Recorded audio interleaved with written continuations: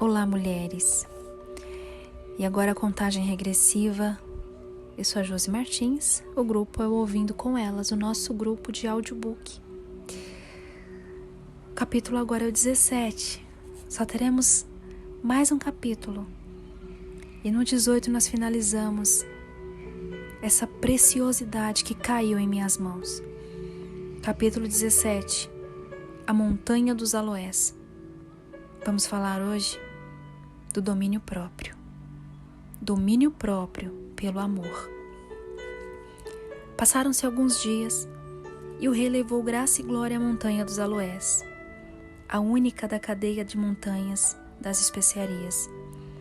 Essa jornada completava o círculo dos encantadores picos e trazia-a de volta praticamente ao ponto de partida, pois dali podia ver a Montanha das Romãs, onde eles iniciaram a jornada. Ela achou a última montanha, sob alguns aspectos, a mais bela de todas. Contudo, era muito difícil eleger qualquer uma delas como a mais bela ou a mais importante, pois as 9 montanhas eram serenas e maravilhosas. Na verdade, formavam a cadeia de jardins em que o rei plantava suas maravilhosas especiarias.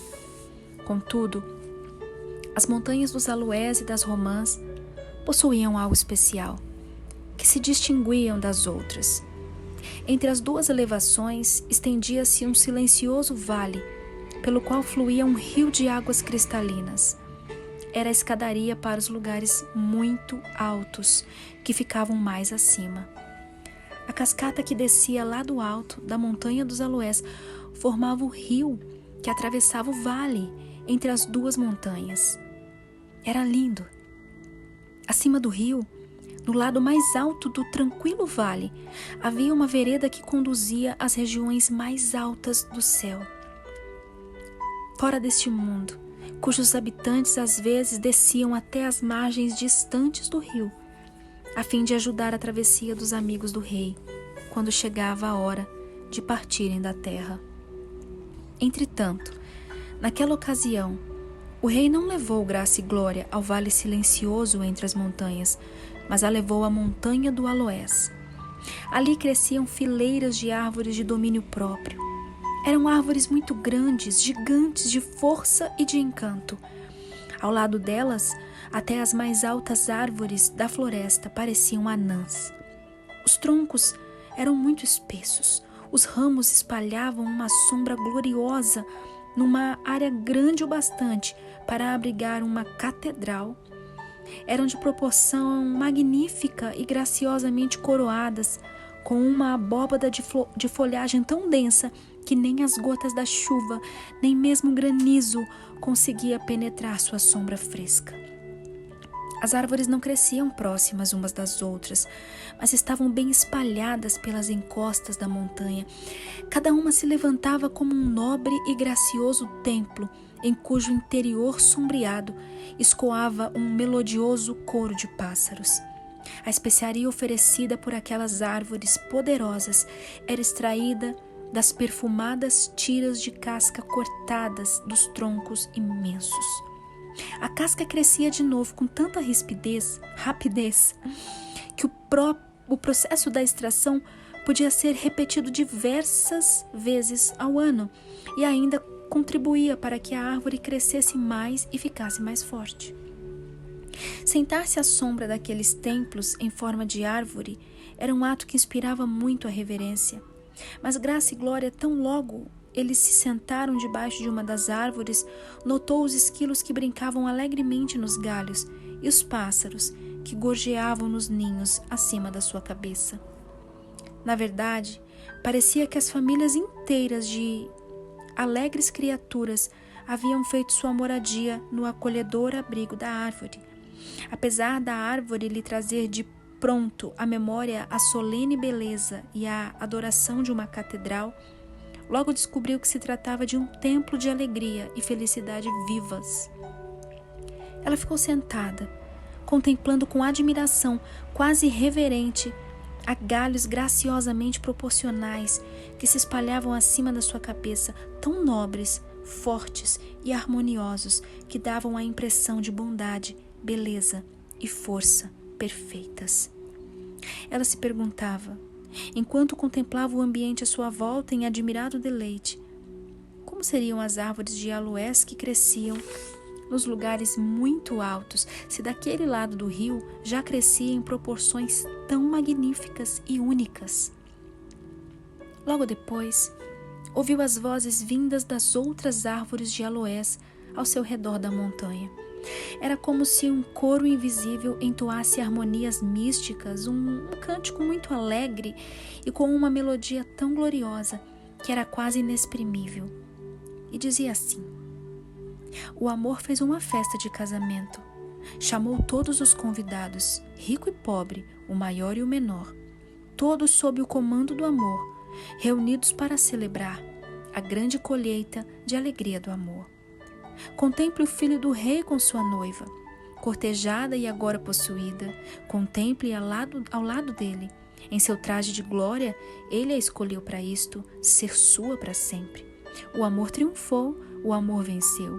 Esse fruto da dor, ele cumpriu todos os seus propósitos. Ela é toda sua, todo o seu coração e toda a sua alma entregues ao total controle dele. O rei e sua companheira ficaram sentados em silêncio, depois que a música silenciou, admirando a paisagem que se descortinava diante deles. Lá estavam a longa cadeia de montanhas e as distantes vilas que Graça e Glória avistara da montanha das madeiras aromáticas. Na montanha dos aloés, o ar parecia ainda mais limpo e eles conseguiam enxergar com clareza os lugares mais longínquos da terra, em que o amor não era conhecido e, por isso, não encontrara resposta ao próprio amor. Graça e Glória contemplou os lugares baixos por muito tempo. Depois virou-se e em silêncio contemplou o rei. Ela se perguntava por que ele não lhe falara nada sobre aqueles muitos vales, nem das multidões de pessoas errantes e fracas que nele viviam.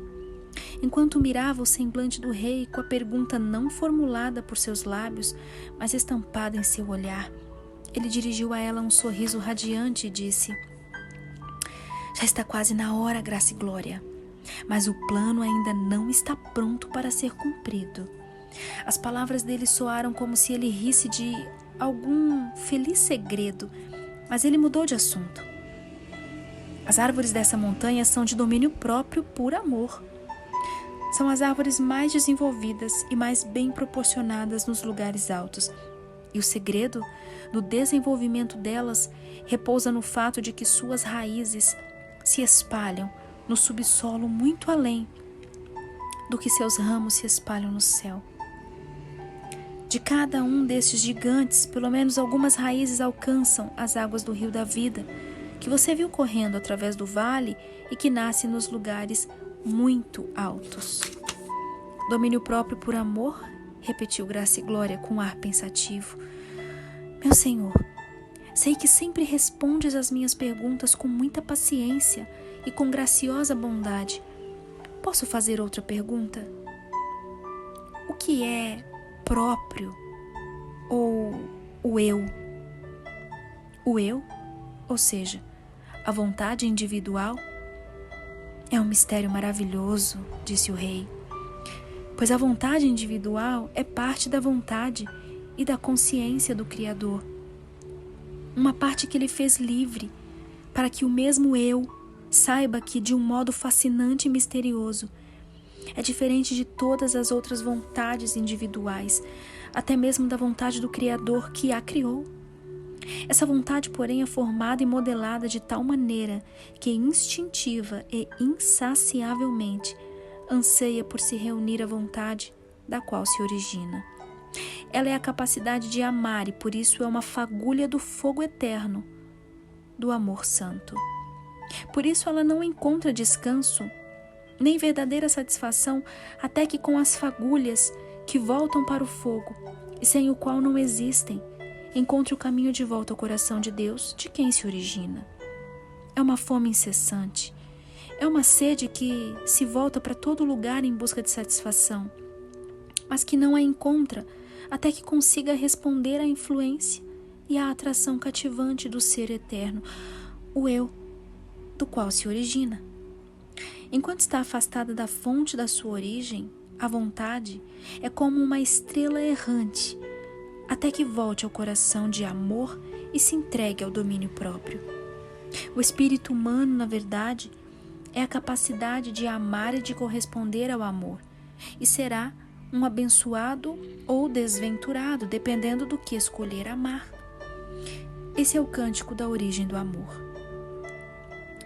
O amor é glória e dor, é fogo que queima, a chama viva que nunca deixa de conhecer o desejo, pois o amor da chama eterna apresenta-se e carrega seu gracioso nome. O amor que acende no coração humano é apenas uma fagulha do amor divino, agora separada e lançada na treva. Não conhece a paz até se apartar do amor de si mesma. Com toda a fagulha do fogo do amor, a mesma natureza compartilha, anseia com intenso desejo pela volta a ele cujo nome carrega.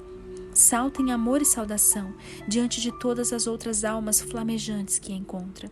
Sim, o coração do amor é unidade, arder sozinho é desespero. É um com Deus, sua fonte, e um com toda a humanidade. Seu anseio pelo céu veste o semblante de Cristo e sua habitação é na terra. Assim que o cântico acabou, o adorável e invisível coro entre as árvores de aloés começou a cantar de novo, porém numa linguagem que Graça e Glória mal podia entender. Entretanto, havia algo estranho e deliciosamente familiar na canção, como algo que ouvira havia muito tempo e ficara adormecido em sua memória. Ao ouvi-la de novo, sentia despertarem doces, misteriosas e inesquecíveis lembranças em seu coração e uma nostalgia tão pungente que a suavidade da música era quase insuportável. De repente, a música do coro ficou mais suave. Transformou-se gradualmente em suave acompanhamento, e a voz mais graciosa que já ouvira, com exceção da do rei, começou a cantar sozinha.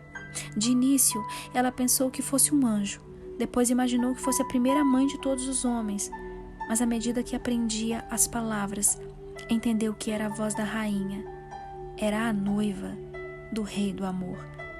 E ela cantava assim: meus olhos são muito, muito fortes. Meus laços são muito, muito fortes. Eu não posso me libertar. Agora pertenço ao amor santo, e ele a mim. E todo o poder da terra e do céu é concedido às cadeias de amor em minhas mãos. Dominada por ele, não tenho força para deixar o eu planejar, nem escolher. Esse domínio é o meu deleite, e recuso a liberdade. O rei do amor é o Senhor a quem pertenço, e eu me assento com ele em seu trono. Finalizamos o capítulo. E eu quero só repetir isso. Essa pergunta, aliás, será que eu, será que você tem se recusado à liberdade de ser livre? Se nós escolhermos repousar-nos à sombra dessas árvores, dos aloés, teremos o domínio próprio. E o domínio próprio está ligado a ele. O domínio próprio é o nosso eu, cedendo a liberdade de escolha para ele. Isso é lindo. Eu recuso a liberdade de viver sem ele. Uau! Que possamos responder essa pergunta ao longo do nosso dia. Amanhã nós voltamos.